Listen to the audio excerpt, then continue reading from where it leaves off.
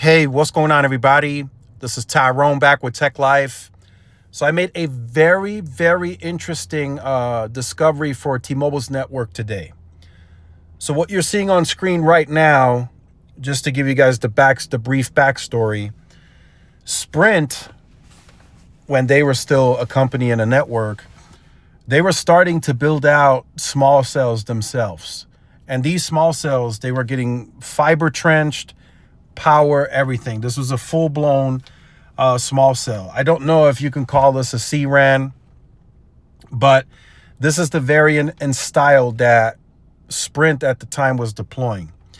And they were deploying them back then when I was tracking networks. I had a Sprint guy, Sprint engineer I was speaking with, and these small cells were band 25 only at the time. They were fill-ins for voice over LTE that they wanted to launch. For those of you who remember, it took Sprint a very long time to initiate voice over LTE. By the time they launched it, it was really irrelevant. I think they were already in the middle of the T-Mobile merger and everything else. But they needed to deploy these small cells for fill-ins because they couldn't launch low band in my market because of the interference with Mexico. So they were putting these, they have a good amount of them here. It's not too much. But the discovery I made, T-Mobile is upgrading them. They are being completely ripped and replaced with new canisters. There's some cables loose at the bottom in this little cabinet you see here on the floor. So I spotted 2 of them so far. And these, in the areas that I spotted them, are very, very weak RSRP areas for T-Mobile. So it just makes sense, right? So back, I think it was like 2022, an article came out that T-Mobile may decommission all of the Sprint small cells because they just had too many of them. And I thought back then, yeah, you can decommission some of them that you absolutely know you won't need, like if you have macros there, great densification, tons of capacity. I understand that, right? But if there's some that you can absolutely make use of, you use them. They already have fiber trench. They already have power on site. You just have to upgrade them, right? It's a very inexpensive way to make your network better.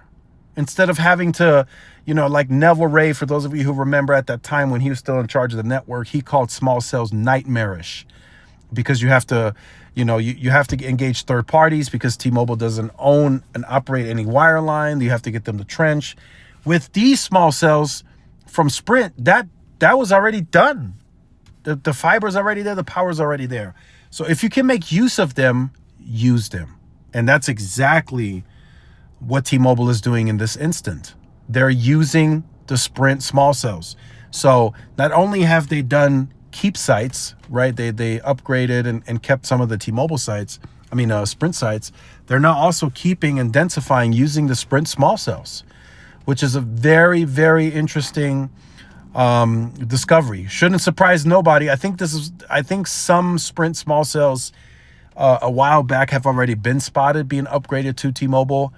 But this is good, right? This means better calling, better network quality, better speeds, better capacity, everything. Everything is going to be better with these small cells. They are not live yet. Like I said, I just spotted this. So I'm assuming they just recently started this upgrade or these upgrades.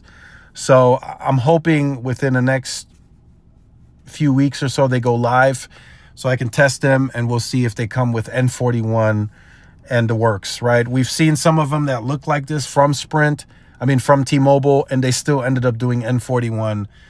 So it depends on, I guess, the radios that are being added and what those radios are capable of.